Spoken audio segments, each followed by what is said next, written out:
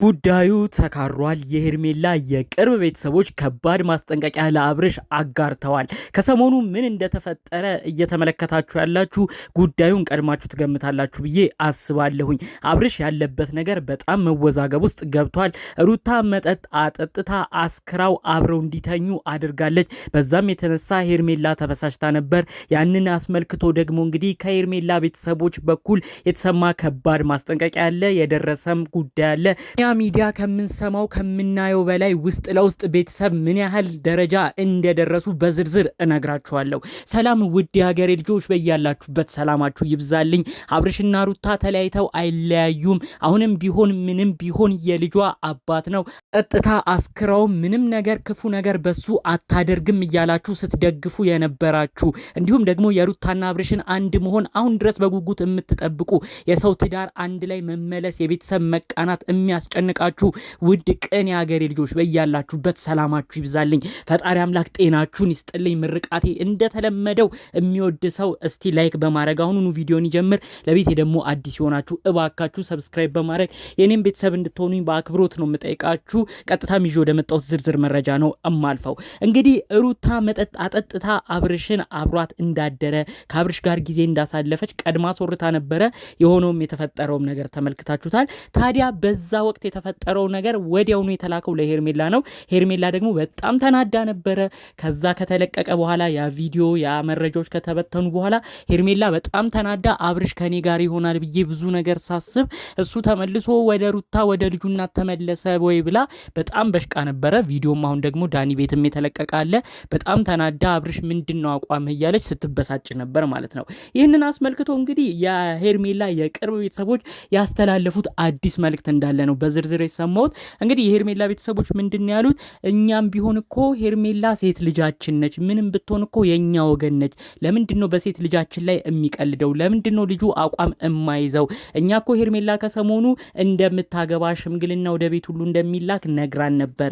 ይህንን ሁሉ በምንጠባበቅበት ሰዓት ላይ ለምንድነው ፍቅረኛዬ ያለችው የትዳሬ አጋር ይሆናል ያለችው አብርሽ ለምንድነው የሚክዳት? መንስ ነው ወደ በፊት ህይወቱ የሚመለሰው ብለው በጣም ተናደዋል። ከዛ ሁሉ ደግሞ እንግዲህ ባለፈ ያስጠነቀቁት አንድ ማስጠንቀቂያ አለ። የሄርሜላ ቤተሰቦች አሁንም ቢሆን ቁርጡን ይናገር፣ እኛ ልጃችንን ያግባያልን አይደለም፣ ነገር ግን የማይሆናትም ከሆነ ቁርጡን ያሳውቅና ወይ ወደ በፊት ትዳሩ ይመለስ፣ እዛም እዚህም እያለ የልጃችንን ልብም አይስረቅ፣ የልጃችን እድሜ ላይም አይጮት ብለው ነው እንግዲህ ከባድ ማስጠንቀቂያ ያስተላለፉት። የሚገርመው ያው በሄርሜላ ቤተሰብ በኩል ሆናችሁ ካሰባችሁ ትክክል ነው።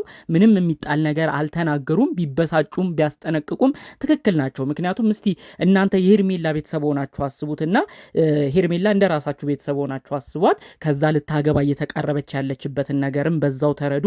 ታዲያ እንደዛ በሆነበት ሰዓት ደግሞ እንግዲህ ልታገባው የነበረው ሰውዬ ተመልሶ ደግሞ ወደዛ ሲሄድ ምን አይነት ስሜት እንደሚሰማችሁ ቆም ብላችሁ ማሰብ ነው።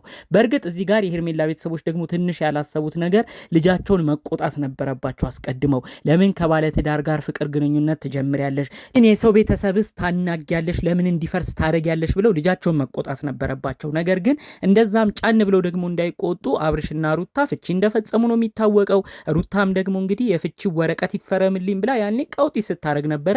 እንደተለያዩም ነው ሚዲያ ላይ የሚታወቀው። ያንን አስመልክታ ነው እንግዲህ ሄርሜላ አዲስ ኑሮና አዲስ ህይወት ጀምራ የነበረው።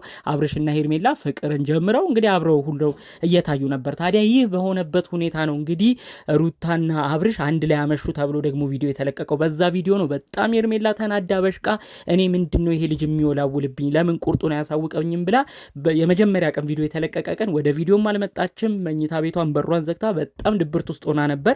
ያንን ተመልክተው ቤተሰቦቿ በጣም በጭንቀት ተውጠው ነበረ። ለምንድነው የልጃችን እድሜ ላይ የሚጮተው? ለምንድነው የሴት ልጃችን እድሜ ላይ የሚጮተው? ምንም ቢሆን እኮ እኛ የሄርሜላን ክፉ አንፈልግም። የሚሆናት ከሆነ ቁርጡን ያሳውቅ፣ የማይሆን ከሆነም አይወላውል፣ ወደሚሆንበት ይሂድ ብለው ነው ከባድ ማስጠንቀቂያ የላኩት ማለት ነው። አብርሽና ሄርሜላ የሚገርማችሁ ሌላ ስምምነት ሁሉ አድርገው ነበር። ከሰሞኑ ሚዲያ ብንለቀው ይንጫጫል ጉዳዩ ሰውስ ምን ይነራል ብለው አፍረ ነው እንጂ ከሰሞኑ አብርሽ የቅርብ ቤተሰቦቹን ቡታጅራ ያሉትን ሳይሆን የቅርብ ቤተሰቦቹን ሌሎች ሰዎች ሰብስቦ ወደ ሄርሜላ ቤተሰብ ልኮ ሽምግልና ሊጠየቅና በዚሁ ጥድፍድፍ ባለመልኩ አብርሽ ሄርሜላን አገባ ተብሎ በቃ በአጠቃላዩ በቤተሰብ ፕሮግራም የሚያልቅ የቀለበት ስነስርዓት አድርገው አብርሽና ሄርሜላ እስከ መፈራረም ራሱ በቅርብ ጊዜያቶች ውስጥ አስበው ነበር። እነዛ ሁሉ ነገር ነው እንግዲህ የከሸፈባቸው ማለት ነው። ሩታ ይሄን ነገር አስቀድሞ መረጃው ደርሷታል። እነ ዳኒም ከጎን እያገዟት ነው። ብቻ እነዚህ ነገሮች ላይ ተባብረው መረጃም ከዛም ከዚህ ማቀብለዋት ነው እንግዲህ ሩታ ይህን ድራማ ፈጥራ እኔ አብርሽ ጋር አብሮኝ ሆኗል አብረን ተኝተናል ብላ ቪዲዮን ለቃ እንግዲህ ሄርሜላና አብርሽ እንደ አዲስ የተጣሉት ማለት ነው። እንግዲህ አንድ መልእክቴን በዚሁ ማስተላለፍ እፈልጋለሁ። የሄርሜላ ቤተሰብ አሁንም ቢሆን እንደ ቤተሰብ ማየት የሚፈልጉት ክብር አለ። ልጃቸው ስትዳር ለወግ ለማዕረግ ስትበቃ እሱም ደግሞ እንግዲህ ሄርሜላ ለቤተሰቦቿ ደጋግማ የተናገረችው እኔ ማግባት የምፈልገው አብርሽን ነው እያለች ብዙ ጊዜ መልእክት አስተላልፋለች።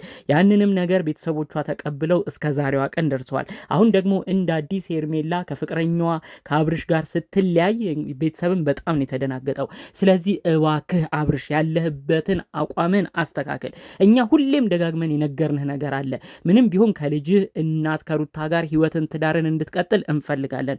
ኦዲየንስ ነው እሱን ነገር የሚፈልገው። ከዛ ባለፈ መልኩ የአብርሽ የገዛ የቅርብ ዘመዶች አባትህ ጋሽዬ፣ ወንድሞች፣ እህቶች እንዲሁም ደግሞ በሩታም በኩል ያሉት እናቷ፣ እህቶቿ፣ እነሚላት በአጠቃላይ አብርሽና ሩታ አንድ ይሁኑልን ብለው ነው ብዙ ነገር የሚሉት። ነገር ግን እናንተ መስማማት ካቃታችሁ ወስነናል እንለያያለን ለየብቻ ሆነን ልጃችንን እናሳድጋለን ብላችሁ ካሰባችሁ ደግሞ በቃ ሁሉ ነገር ይለይላችሁ፣ አትገናኙ። ለምንድን ነው በዚህ በኩል ደግሞ አዲስ ህይወት ሄርሜላ ጋር ጀምሬያለሁ ብለህ ሄርሜላንም ደግሞ ድጋሜ እንድትጎዳ የምታደርገው? አብርሽ እዚህ ጋር ጥፋቱ ያንተም አለበት። እዚህ ጋር አለመወሰንህ ምን አይነት ዋጋ እንደሚያስከፍልህ ተመልከት። በዚህ በኩል የሄርሜላ ቤተሰቦች አሁን ደግሞ ሌላ አጣብቂኝ ውስጥ ሌላ ጦስ ውስጥ እየጨመሩ ነው። ስለዚህ እሷን ብትሆን ሴት ነሽ፣ ጊዜዋን አትጮትባት። ለትዳር ለሌላ ነገር ዝግጁ ካልሆን ከሄርሜላም ቤተሰቦችን ማሳውቅ፣ ለሄርሜላም ተናገር። በአጉል ተስፋ በአጉል ምኞትና ጉጉት የሄርሜላም ቤተሰቦችም አታስጨንቅ፣ ጠላትም አታብዛ። እባክህ አብርሽ አሁንም ያለህበት ጎዳና ልክ እንዳልሆነ ከዚሁ እንድታውቅ እንድትረዳ ነው በዚሁ መልእክቴን ማስተላለፍ የምፈልገው። ሄርሜላም ደግሞ ቢሆን እባክሽ ለመረጋጋት ሞክሪ። ቤተሰቦችሽንም አብረሽ አድርገሽ አታስጨንቂ።